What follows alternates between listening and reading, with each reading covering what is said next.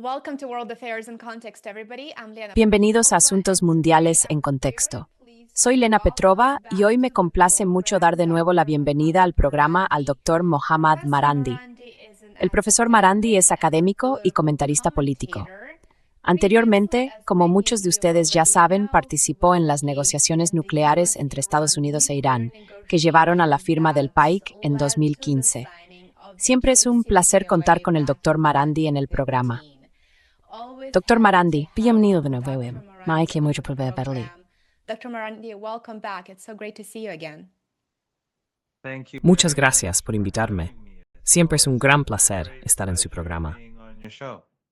Likewise, I was looking forward to this conversation because Igualmente, tenía muchas ganas de mantener esta conversación porque, como estábamos comentando hace un momento, hay tantas cosas. Están pasando tantas cosas que es imposible, prácticamente imposible, entenderlo todo. Así que tenía muchas ganas de repasar hoy contigo los puntos principales y de que nos ayudaras a entender más o menos en qué punto estamos. Donald Trump afirma ahora que Estados Unidos tiene, cito, control total sobre el estrecho de Hormuz. Empecemos por ahí. ¿Cómo interpreta Teherán esa declaración?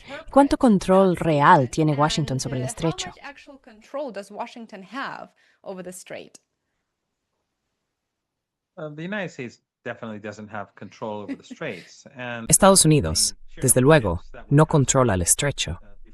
Y la enorme cantidad de barcos que lo atravesaban antes de que él lanzara su guerra, él y Netanyahu lanzaron su guerra contra Irán, era mucho mayor que la que estamos viendo hoy. Y parte del petróleo sale del Golfo Pérsico a través del estrecho de Hormuz. Y depende del día y de lo duros que quieran ser los iraníes, con los propietarios de los petroleros o con los países dueños de esos petroleros, porque en realidad todo depende de estas distintas cuestiones. Pero, aún así, no es solo petróleo lo que está saliendo del Golfo Pérsico en cantidades menores. the Persian Gulf in smaller quantities, and of course the Red Sea too, because Y por supuesto también el Mar Rojo, porque las Fuerzas Armadas yemeníes y Ansarullah han bloqueado el estrecho de Bab el-Mandeb al transporte marítimo saudí. Pero no se trata solo de eso. Está el azufre, el hidrógeno, todo tipo de bienes petroquímicos, bienes refinados y productos que se producen en países con energía barata, como la producción de aluminio. Eso también se está convirtiendo en un problema en los mercados mundiales.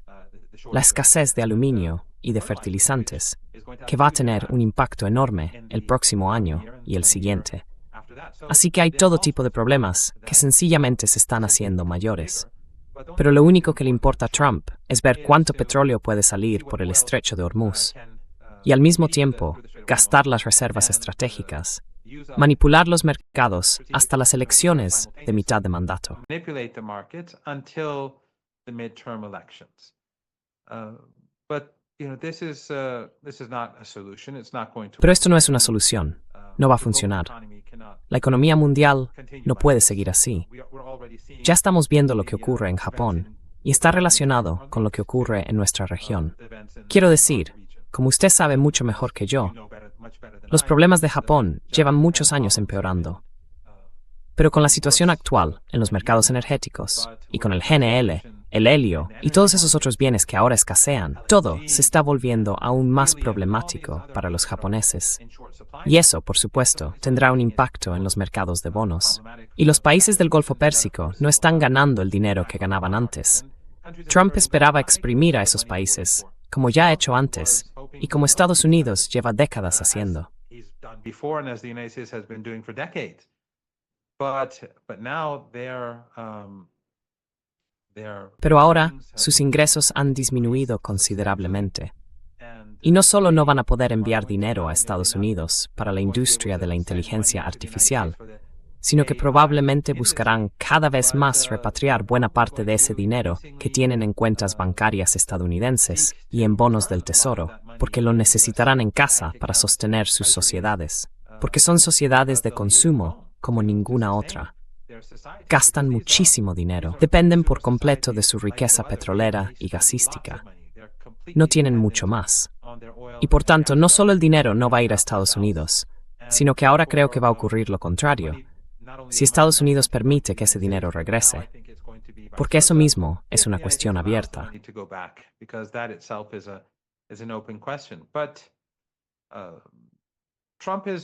Pero Trump no tiene el control, y aunque seguirá utilizando este tipo de lenguaje, no creo que nadie se lo tome ya realmente tan en serio.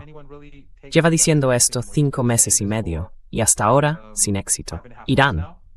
Le oímos decir todos los días que Irán no tiene fuerza aérea, ni marina, ni nada más, que es un país destruido, que sus líderes están suplicando un acuerdo. ¿Qué más? Ya saben que se ha derrumbado. Pero lleva diciéndolo 5 meses y medio. Creo que los únicos que siguen creyéndoles son el culto MAGA. E incluso ellos, creo, a medida que las cosas se van complicando cada vez más, también irán disminuyendo en número.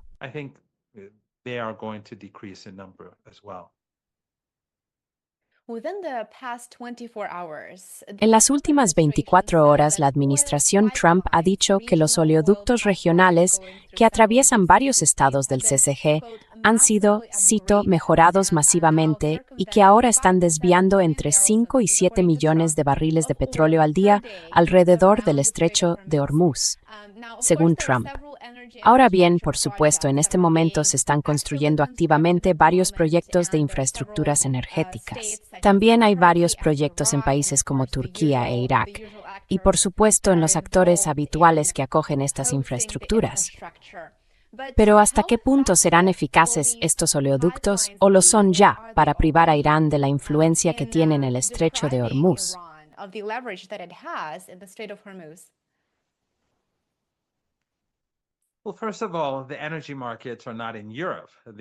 Bueno, en primer lugar, los mercados energéticos no están en Europa. Los mercados en crecimiento están en Asia. Así que, si quieren transportar petróleo a Europa, no estoy seguro de hasta qué punto eso les resultará útil a largo plazo. O, si quieren transportarlo al Mar Rojo, ahora tienen a las Fuerzas Armadas yemeníes en Bab al-Mandab, que controlan las rutas tanto hacia el sur como hacia el norte. Como hemos visto con sus ataques de drones y misiles, son capaces de atacar barcos que irán hacia la costa egipcia y el canal de Suez. Así que en realidad, no en buenas. Y es muy chistoso, además de llevar muchos años.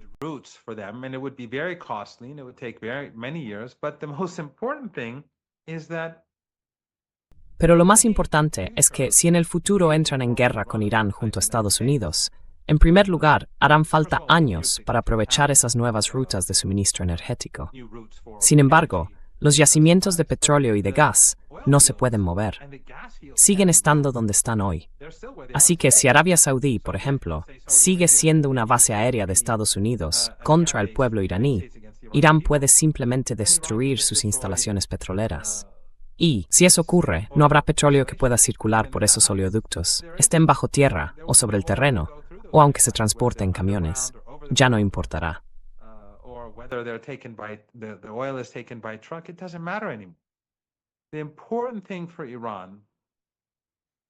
Lo importante para Irán es que el Golfo Pérsico no se convierta en una amenaza para el país. Pero si Irán quiere obtener compensaciones de estos países, bueno, incluso si hay oleoductos cuya construcción llevará años, ¿cómo van a utilizar esos oleoductos para exportar fertilizantes, azufre o helio? Quiero decir, todos esos productos del Golfo Pérsico tendrán que transportarse de algún modo a Europa y después enviarse a los mercados mundiales. No tiene mucho sentido. No creo que a los iraníes les moleste en absoluto. Lo importante es que en el futuro el Golfo Pérsico se utilice como plataforma a Irán.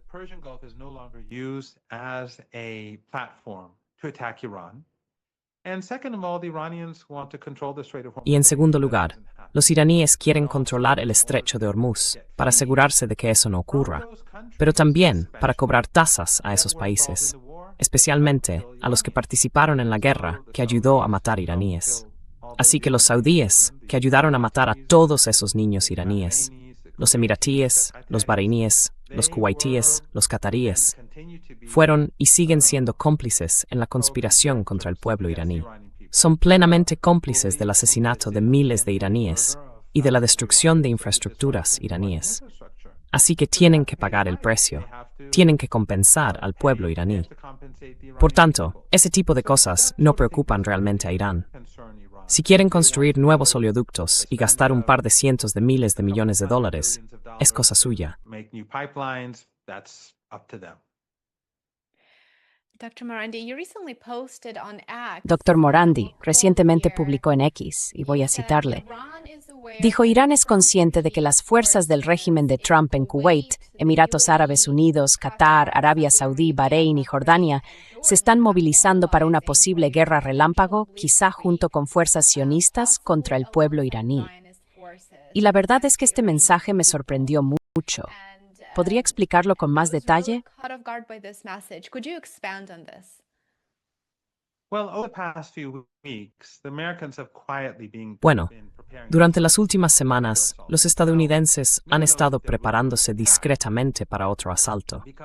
Ahora bien, nadie sabe si realmente van a atacar, debido a la escasez de la que se ha hablado mucho durante las últimas 2 semanas, tanto en los medios alternativos como en los medios generalistas. De hecho, la primera persona que recuerdo que habló siquiera de esta escasez fue Larry Johnson. Creo que hace ya bastantes meses escribió en su página web, creo, que Estados Unidos tenía escasez, o que estaba teniendo que afrontar gradualmente escasez de municiones, misiles y demás. Pero ahora se habla de ello ampliamente. Así que no está claro si atacarán, porque podría complicarles mucho la situación al cabo de 1 o 2 semanas. very difficult for them after a week or two. And the Iranians don't have any shortages. They produce Y los iraníes no tienen escasez de nada.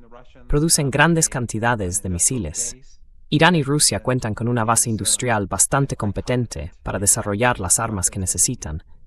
Y a diferencia de Estados Unidos, que gasta enormes cantidades de dinero en sistemas de armamento muy caros, pero que también tienen los problemas que estamos viendo, la industria militar de estos países, tanto Irán como Rusia, es mucho más eficaz. Así que los iraníes, si hay una guerra con Estados Unidos, y Estados Unidos se queda sin munición, podrán seguir atacando, sin que Estados Unidos pueda hacer gran cosa.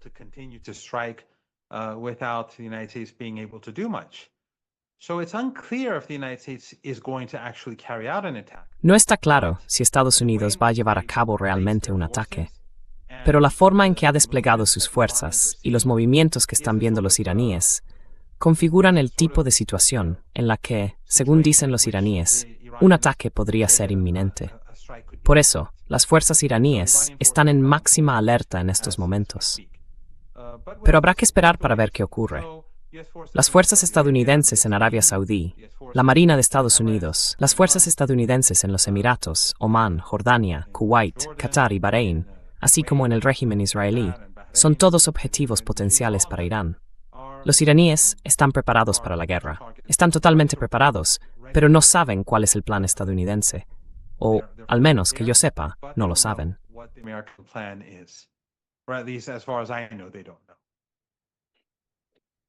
You touched upon Iran's relationship Ha mencionado la relación de Irán con Omán y los acontecimientos relacionados con Arabia Saudí, Turquía y Pakistán. ¿Cuál es su opinión sobre la Alianza de la Meca, el pacto de seguridad entre Turquía, Pakistán y Arabia Saudí que se firmó la semana pasada? ¿Qué significa realmente para la posición regional de Irán y quién se beneficia de verdad de este nuevo acuerdo?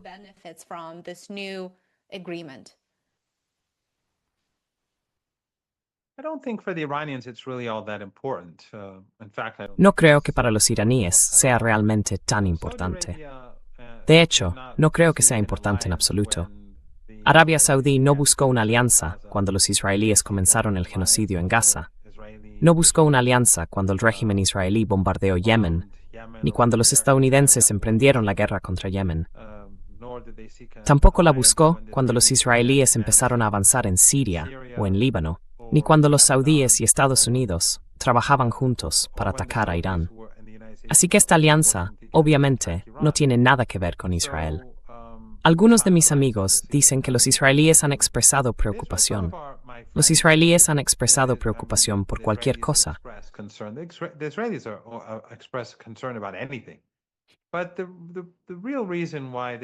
Pero la verdadera razón por la que los saudíes buscaron esta alianza fue la situación actual. Los saudíes han provocado a Yemen y han cometido un gran error.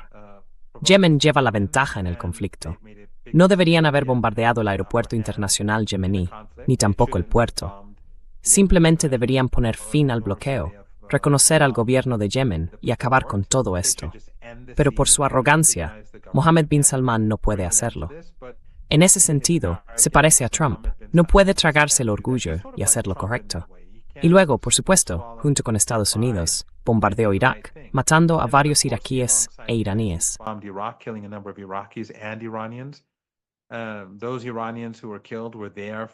Los iraníes que murieron estaban allí por la conmemoración de Arba'in, una ceremonia religiosa muy importante. Estaban allí para ayudar con la seguridad, porque había más de 3 millones de iraníes en Irak. Y entonces los saudíes fueron a decirles a los iraníes que ellos no habían llevado a cabo el bombardeo. Así que el primer día, cuando los estadounidenses y los saudíes realizaron los ataques, los saudíes hablaban con mucho orgullo. Y luego, cuando resultó que no había ido bien, que no había sido bien recibido, los saudíes enviaron un mensaje a Irán diciendo, no, nosotros no lo hicimos. Fueron los estadounidenses. Pero en cualquier caso, este tipo de comportamiento de Arabia Saudí está debilitando al país, lo está poniendo en peligro. Porque si Estados Unidos ataca a Irán y golpea sus infraestructuras críticas,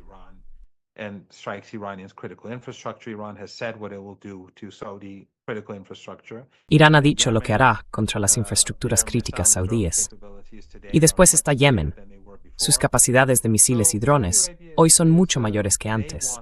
Así que Arabia Saudí quiere básicamente que los otros dos se unan a ella para afrontar la situación actual. Pakistán y Turquía tienen sus propias agendas. Y creo que Pakistán mantiene desde hace años, muchos años, una relación militar con Arabia Saudí. Eso supone beneficios financieros para el país. Pakistán tiene muchos problemas económicos. También tiene problemas de seguridad. Sus relaciones con los talibanes son muy malas. Hay combates constantes en la frontera. Pakistán lleva a cabo ataques aéreos en Afganistán. Y luego está la cuestión de India.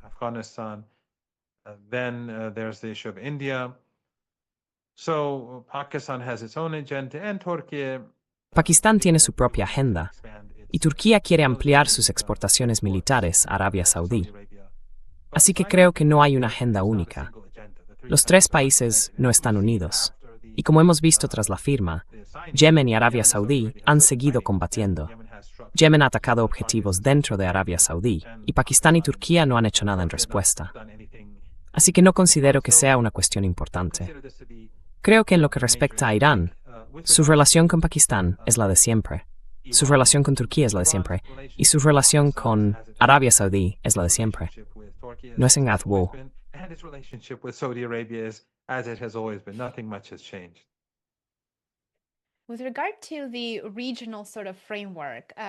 En cuanto al marco regional, Teherán dejó claro que el estrecho de Hormuz no se reabrirá hasta que Estados Unidos ponga fin a la guerra y al bloqueo, libere los activos iraníes congelados y acepte también un alto el fuego en toda la región, que incluya, por supuesto, Líbano y Gaza. Y hasta que se cumplan esas condiciones, el estrecho seguirá, en cierto modo, cerrado. ¿Qué podría llevar exactamente a la administración Trump a sentarse a negociar en este momento? Porque Irán y Estados Unidos, bajo la administración Trump, han intentado negociar en múltiples ocasiones. Y parece que cada vez la administración Trump o ataca a Irán durante las negociaciones, o luego vuelve, no, ese acuerdo que firmé, en realidad no quería decirlo.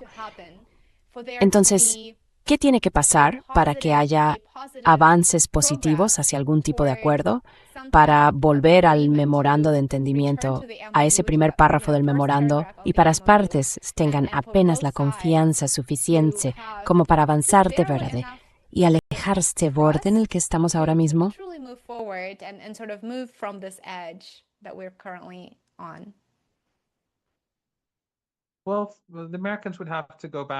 Bueno, los estadounidenses tendrían que volver al memorando de entendimiento y cumplir sus compromisos. E Irán, por supuesto, ha planteado sus exigencias dentro del marco de ese memorando. Por ejemplo, ahora que Trump ha destruido el acuerdo, han dejado más claro cuáles son sus exigencias dentro de ese marco. En el memorando, Irán dijo que la guerra en Líbano tiene que terminar, que el régimen israelí tiene que retirarse y que la soberanía libanesa debe respetarse plenamente. pero la guerra tiene que terminar en todos los frentes. Y más recientemente, los iraníes han dicho que esos otros frentes son Palestina, Yemen e Irak. Palestine, Yemen, and Iraq. In other words, Iran is very clear in saying that. En otras palabras, Irán deja muy claro que la única forma de llegar a un acuerdo es que Estados Unidos ponga fin a las guerras y que todos en esta región puedan vivir en paz, no solo Irán o los libaneses.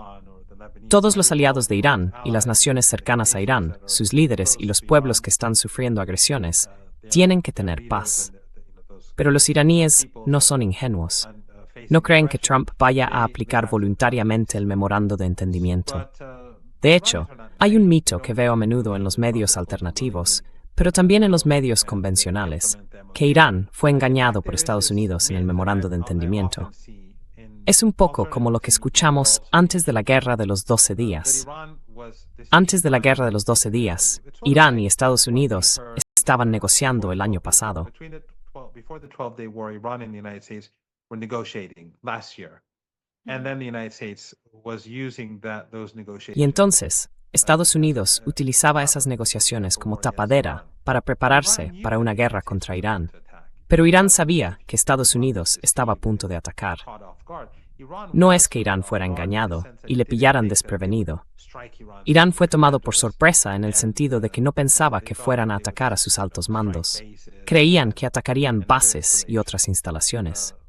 Ese fue un error de cálculo, pero sabían que la guerra se acercaba. No fue como si las negociaciones les hubieran engañado. Y en esta guerra, lo mismo. Había negociaciones en marcha antes de la guerra de Ramadán, que tuvo lugar hace 5 meses y medio, la guerra de agresión. Pero los iraníes sabían que la guerra estaba a punto de producirse.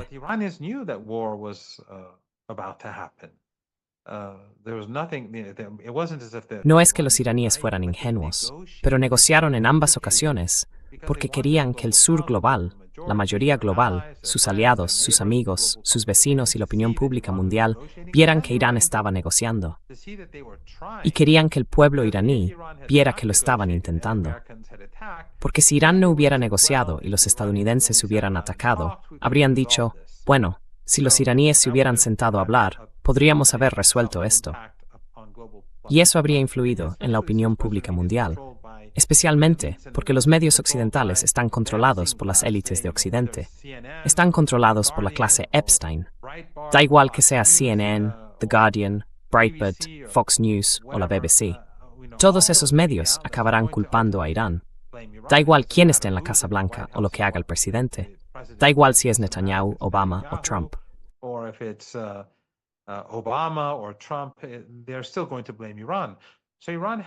Seguirán culpando a Irán. Así que Irán tiene que comportarse o actuar de una manera que los países del sur global vean que Irán es el actor responsable y que su propia opinión pública vea que los iraníes intentaron evitar la guerra dentro de un marco aceptable para los iraníes, es decir, preservando la soberanía de Irán, su honor, su dignidad y demás. Así que cuando Estados Unidos perdió la guerra después de 40 días y se produjo el alto el fuego, la delegación iraní y la delegación estadounidense fueron a Pakistán.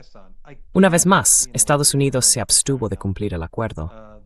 Seguro que recuerda que se suponía que debía haber un acuerdo para un alto el fuego en Líbano.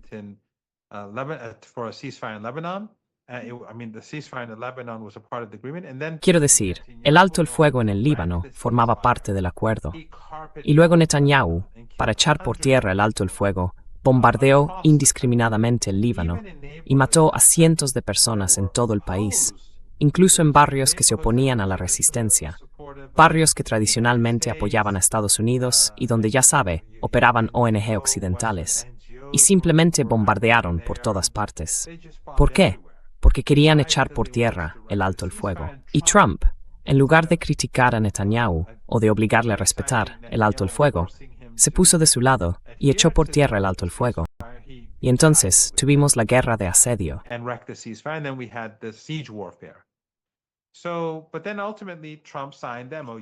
Pero al final, Trump firmó el memorando de entendimiento después de que fracasara el asedio y de que estuviera destrozando la economía mundial.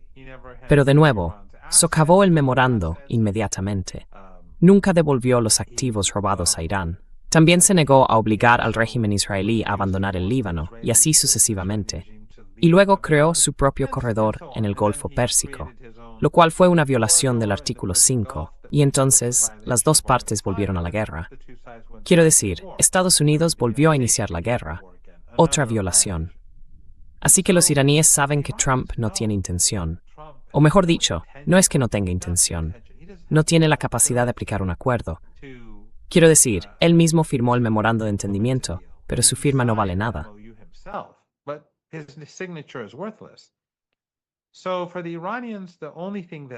Así que, para los iraníes, lo único que importa son los hechos sobre el terreno. Y los iraníes van a ser duros. Y por supuesto, está claro qué exigen los iraníes en cuanto a los hechos sobre el terreno. Exactamente lo mismo que figura en el memorando de entendimiento, más la interpretación iraní, por decirlo así, de ese memorando. Así que, cuando dice que tiene que haber paz en todos los frentes, en los demás frentes, ahora los iraníes han mencionado específicamente Palestina. Ni siquiera Gaza. Han dicho Palestina, Yemen, Irak. Así que si el estrecho de Hormuz va a volver a la normalidad, los estadounidenses tienen que cumplir esos compromisos que Trump aceptó.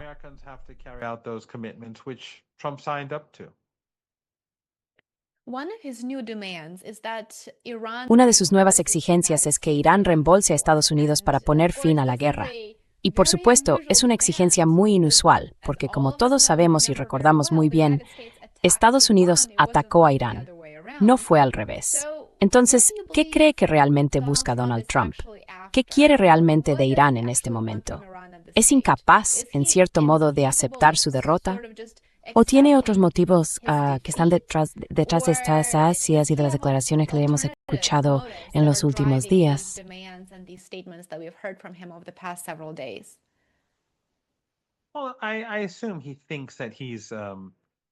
Bueno, supongo que cree que así gana margen de presión, y que si dice esto, los iraníes dejarán de exigir compensaciones. No va a funcionar. Los iraníes están más que preparados para aceptar penurias y dificultades en esta guerra, porque es una guerra impuesta al país. Y por supuesto, es una guerra por la supervivencia. Hemos visto muchas veces a Trump hablar de exterminar al pueblo iraní, de borrar del mapa una civilización. Quiero decir, es bastante extraordinario que, cuando Trump habla de exterminar al pueblo iraní, igual que el régimen israelí mientras lleva a cabo el exterminio de los palestinos en Gaza, no se vean protestas en los grandes medios occidentales. No se ve a diputados en parlamentos europeos condenando a Trump, firmando peticiones o emitiendo comunicados de condena. No, todo está bien.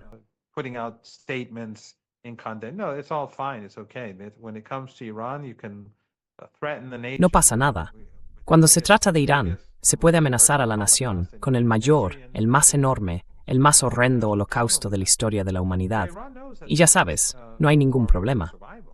Así que Irán sabe que esta es una guerra de supervivencia y que el Occidente colectivo, todo Occidente, es decir, las élites de Occidente, los regímenes de Occidente, no va a plantarse ante ningún crimen de guerra o crimen contra la humanidad cometido por Trump o Netanyahu, ya sea a través de sus aliados regionales o con la ayuda de sus aliados regionales. Así que Irán tendrá que luchar, y tendrá que luchar hasta que el enemigo llegue a lamentar la guerra de agresión y finalmente busque una salida. Ahora bien, ya sea aplicando formalmente el memorando de entendimiento o simplemente retirándose, da igual.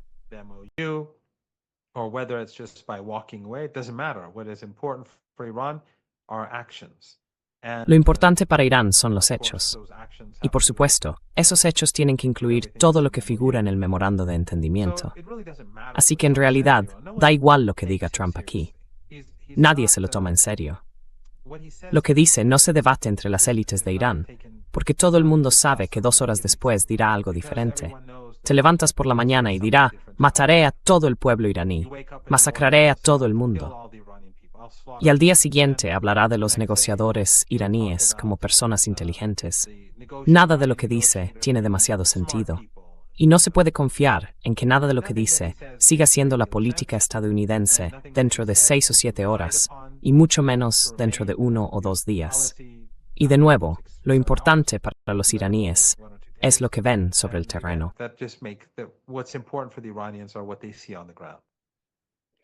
Dr. Marandi, you pointed out something that's very, very important. Doctor Marandi ha señalado algo muy, muy importante. Creo que es uno de los factores clave que hay que tener en cuenta y realmente no veo que se esté hablando de ello en ningún otro sitio. Ha señalado esta deshumanización sistemática de los adversarios por parte de Estados Unidos y de actores occidentales. Hasta el punto de que dicen, ya sabes, exterminar a iraníes parece formar parte de la retórica normal. Y nadie parece decir, un momento, ¿qué? ¿Cómo puede ser eso? Y, por supuesto, eso lo ha dicho repetidamente el régimen sionista con respecto a los palestinos. Más recientemente, escuchamos a un periodista alemán preguntarle al presidente serbio Vučić durante su especie de rueda de prensa con Vladimir Zelensky. His sort of press conference with Volodymyr Zelensky, and the German journalist said, asking Zelensky, Y el periodista alemán dijo, preguntándole a Zelensky, ¿qué podemos hacer para ayudarle a matar a más rusos? Y todo el mundo se quedó ahí sentado, como si fuera algo normal que decir, como si fuera normal siquiera preguntarlo. Y así vemos esta deshumanización completa y total de entre comillas, que claramente está siendo muy, muy sistemática y busca normalizar esa retórica y, de hecho, crear este nuevo mundo en el que eso sea una nueva norma. Por supuesto, no debería serlo, pero lo vemos con respecto a Irán, lo vemos con respecto a Rusia, y eso se ha convertido realmente en una de las principales herramientas de propaganda de las élites occidentales. ¿Por qué la mayoría global, por qué la opinión pública mundial no reacciona a estas declaraciones? Global public not reacting to these statements? Well, I think you're absolutely correct. Bueno, creo que tienes toda la razón. Y ese periodista, por cierto, después de que mucha gente se indignara, redobló su apuesta y dijo que lo que había dicho estaba bien. Y eso demuestra cómo los periodistas occidentales se parecen cada vez más a los periodistas israelíes, igual que los gobiernos occidentales se parecen cada vez más al régimen israelí. El genocidio está bien. Los periodistas básicamente repiten la retórica del Estado. ¿Cómo podemos matar a más de esta gente? Como si ese periodista fuera un oficial de las Fuerzas Armadas.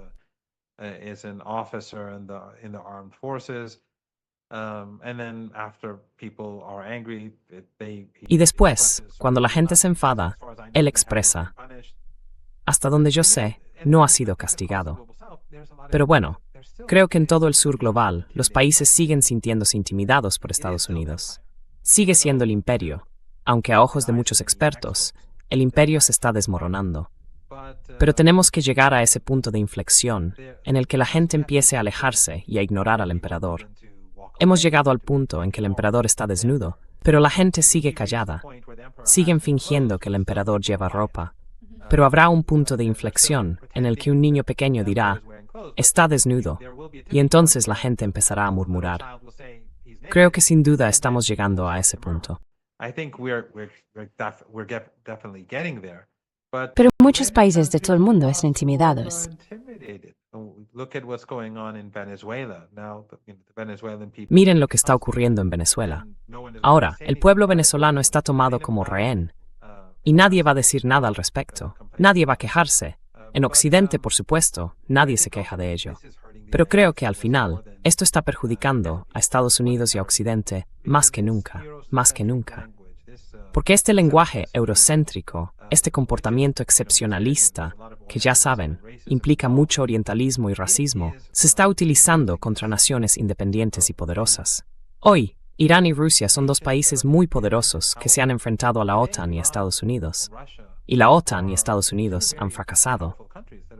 Y al mismo tiempo ahora están luchando contra estos dos países.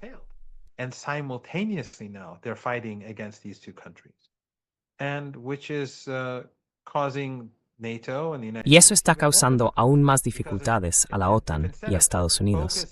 Porque si, en vez de centrarse solo en Rusia o solo en Irán, quizá podrían haber tenido más éxito. Pero ahora están demonizando a Irán, a Rusia y a China al mismo tiempo.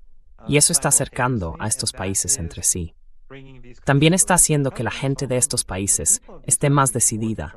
Cuando los rusos ven el tipo de lenguaje que se utiliza sobre ellos, cuando los iraníes ven cómo Trump habla de exterminar al pueblo iraní, y nadie en los medios occidentales, ningún eurodiputado, y mucho menos los gobiernos, dice nada al respecto. Eso solo hace que estos iraníes estén más decididos a plantar cara a Estados Unidos.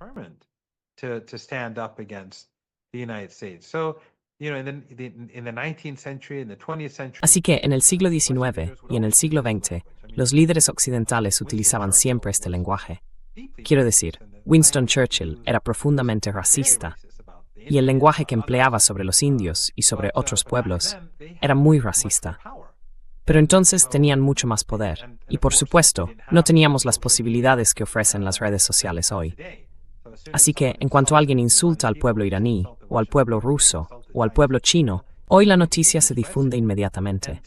Y hoy, ese imperio que ha estado en el poder, más o menos, durante unas décadas, está decayendo rápidamente. Por eso este tipo de lenguaje perjudica profundamente los intereses del imperio. Pero no aprenden, porque están acostumbrados a este tipo de lenguaje. Viven en su burbuja.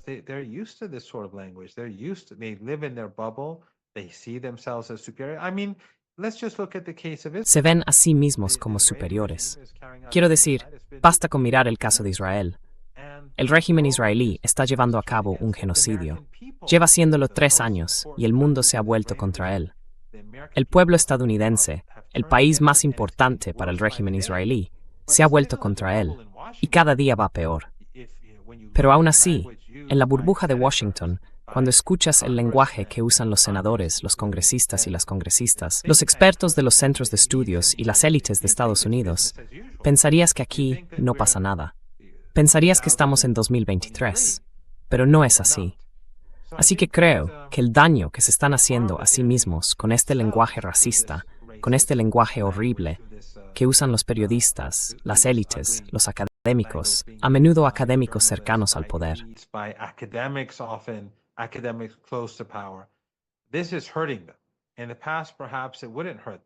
Esto les está perjudicando.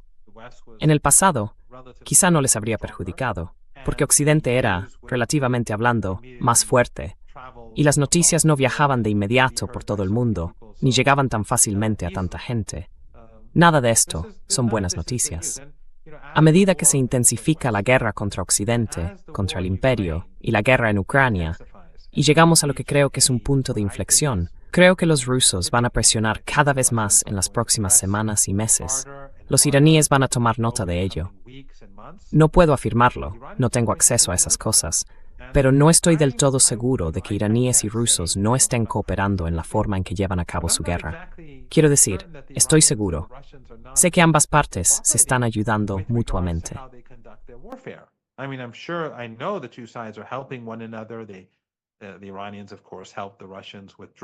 Los iraníes, por supuesto, ayudan a los rusos con tecnología de drones. Los han apoyado en la guerra debido a la expansión de la OTAN, también en Ucrania, porque al mismo tiempo se suponía que Ucrania y Georgia se incorporarían a la OTAN. Eso habría sido muy peligroso. Y luego está, ya sabe, Bakú también, y por supuesto Armenia. Así que Irán, ya sabe, Turquía es en sí misma un gran problema porque es miembro de la OTAN y obedece. Ya sabe, Erdogan es muy leal a Trump, como Trump ha dicho en más de una ocasión. Así que Turquía, por ser miembro de la OTAN, ya supone un problema bastante grande para nuestra región. Y que se unieran, digamos, Georgia y otros países sería mucho peor.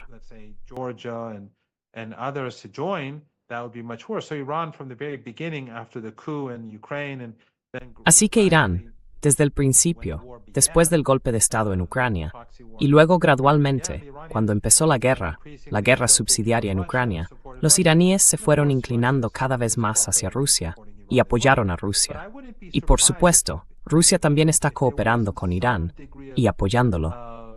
Pero no me sorprendería que hubiera algún grado de cooperación a la hora de gestionar los campos de batalla. Porque cuanto más se ve a Occidente obligado a utilizar sus misiles de defensa aérea en múltiples frentes, mejor les va a Irán y a Rusia. Cuanto más tengan que gastar o emplear sus recursos en distintos campos de batalla, mejor para Irán y Rusia. Así que creo que este tipo de lenguaje, este tipo de comportamiento hoy, solo va a empeorar las cosas para ellos mismos. Especialmente en un momento en que Estados Unidos no lo está haciendo bien y la OTAN tampoco lo está haciendo bien en ninguno de estos frentes.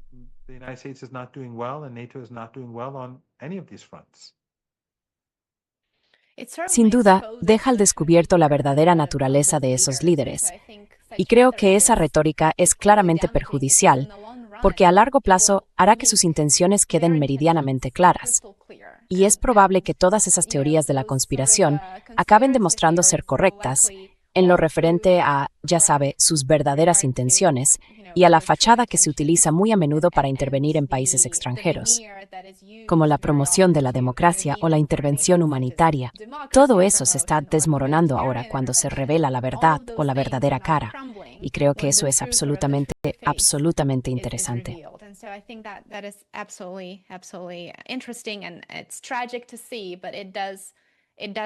Y es trágico verlo, pero sí sirve para mostrar, en cierto modo, la verdadera cara de esos líderes. Doctor Morandi, me gustaría preguntarle rápidamente por el factor nuclear. Recientemente, el ex jefe del Mossad, Yossi Cohen, reveló que agentes de inteligencia israelíes habían visitado en varias ocasiones la instalación nuclear subterránea de Fordow, en Irán, según dijo, y lo que lograron fue obtener un conocimiento detallado del lugar. Así que, evidentemente, el Organismo Internacional de Energía Atómica no tiene autoridad para permitir que actores extranjeros acompañen a sus inspectores durante esas visitas. ¿Podría explicarnos qué quiere decir con esto? ¿Cuál es su valoración de esta afirmación?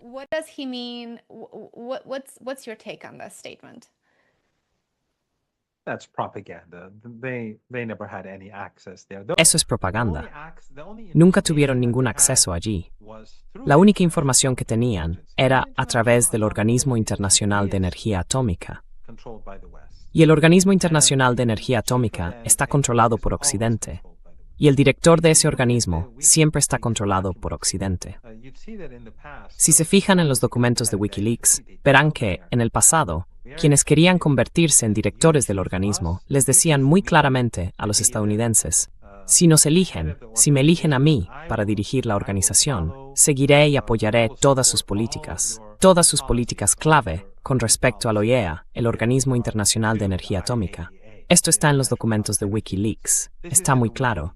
Y por supuesto, la organización, desde que se creó, ha estado dominada por Occidente.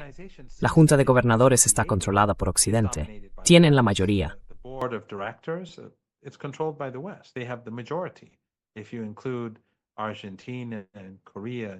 Si se incluye a Argentina, Corea y Japón, siempre tienen la mayoría. No es un organismo democrático en el que la opinión pública mundial y el planeta estén representados por igual. Está controlado y dominado por Occidente, y por eso los inspectores los elige Occidente. Lo único que Irán podía hacer era limitar o impedir la entrada al país de determinados inspectores más estrechamente vinculados a gobiernos occidentales. Pero, evidentemente, obtenían cierta información de inteligencia, aunque no era como si el Mossad tuviera presencia sobre el terreno. Lo que hacían era que personas como Grossi enviaban gente y si podía obtener información, se la transmitía al régimen israelí o a esos. No todos los inspectores son espías. Algunos proceden de países que no son leales a Occidente, ni están vinculados a la OTAN o a países occidentales. Pero algunos sí.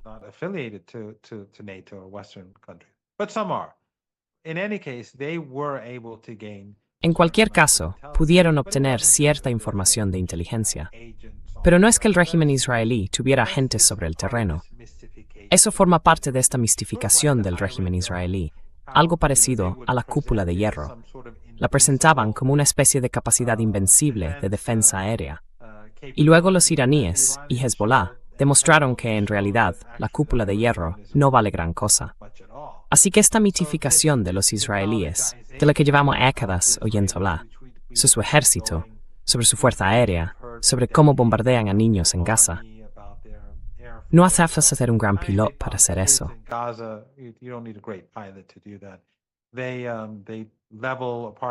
Arrasan bloques de apartamentos en Líbano, y luego los medios occidentales dirán que son bastiones de Hezbollah para justificar la masacre de familias inocentes. Pero no hace falta ser un piloto brillante para lanzar bombas sobre edificios de viviendas, sobre las cabezas de familias, y aplastarlas bajo los escombros. Y por supuesto, como hemos visto, los soldados israelíes no lo hicieron nada bien contra Hezbollah en el sur del Líbano durante los últimos meses. Así que esa mitificación del régimen israelí con la que yo he crecido se ha derrumbado, igual que el mito de los derechos humanos occidentales. Y como decías antes, la libertad, los derechos humanos, se ha quitado la máscara. Quiero decir, después de lo que hemos visto en Gaza, después de lo que vimos en Líbano,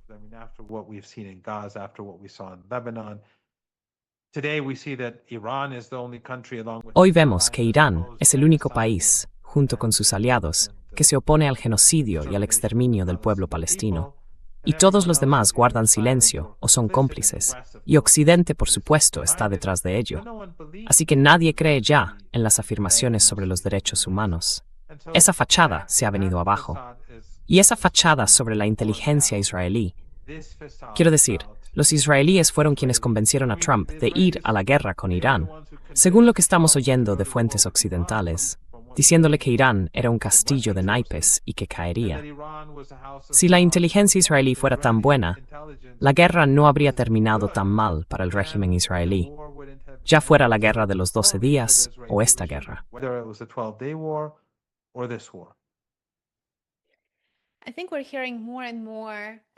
Creo que cada vez escuchamos a más expertos y comentaristas, tanto en los medios generalistas como, por supuesto, en los medios independientes, decir que el tiempo juega en contra de Washington, tanto en lo económico como en lo político.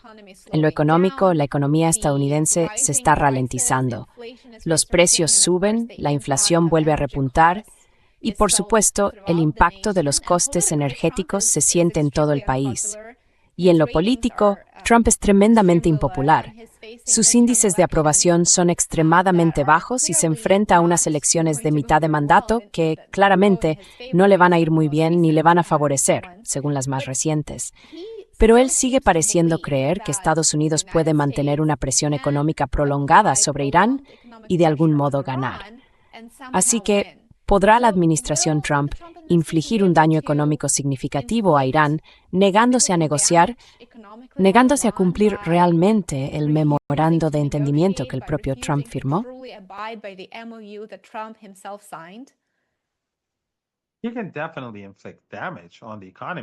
Sin duda, puede causar daños a la economía. Ya lo ha hecho.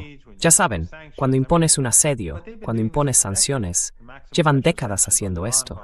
Las sanciones de máxima presión contra Irán por parte de Occidente pretendían hacer que la sociedad iraní se derrumbara.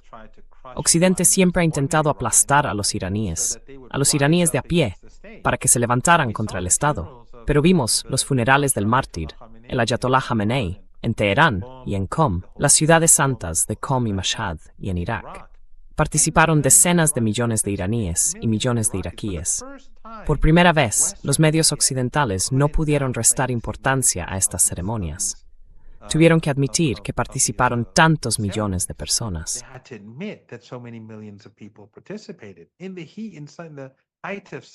Con el calor, en pleno verano, durante una guerra, cuando la situación económica de la gente era tan difícil.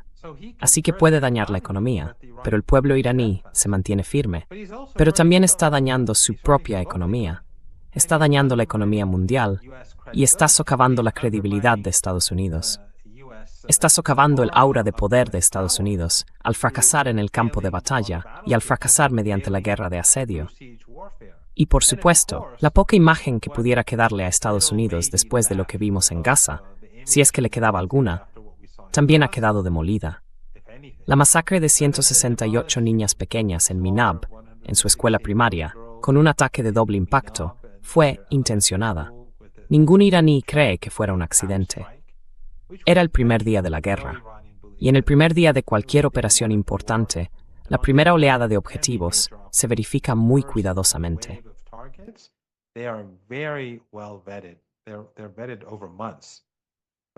Son investigados durante meses, pero muchos de jaula escolares eran hijos de oficiales, y los iraníes creían que los estadounidenses querían darles una lección. De hecho, ese mismo día, los estadounidenses bombardearon un complejo deportivo donde un gran número de chicas adolescentes estaban jugando al voleibol, y también las aniquilaron con un misil experimental en Lomert, la ciudad de Lomert. Y por supuesto, atacaron hospitales.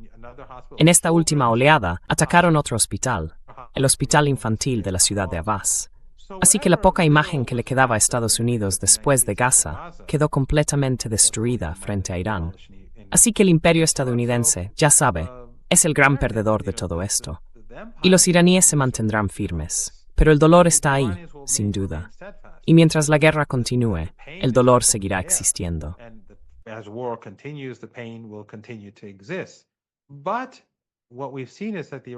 Pero lo que hemos visto es que las Fuerzas Armadas iraníes se han vuelto cada vez más eficaces. Y durante los 40 días de combates, lucharon con mucha más eficacia que incluso durante la guerra de 12 días. Y eso que, en esta guerra de 40 días, fueron los estadounidenses quienes desplegaron todas sus fuerzas, que son muy superiores a las que tiene el régimen israelí. Después, cuando Trump socavó de facto el memorando de entendimiento y reanudó la guerra, los iraníes fueron muy eficaces durante esta última fase.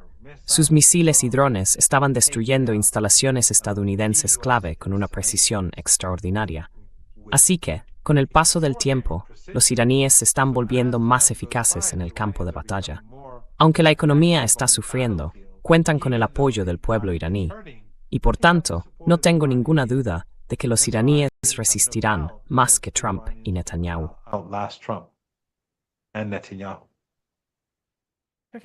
Profesor Morandi, muchas gracias por acompañarnos hoy. Ha sido un placer y, como siempre, espero volver a contar con usted en el programa muy pronto. Muchas gracias por invitarme. Siempre es un gran placer estar con ustedes y con su excelente audiencia.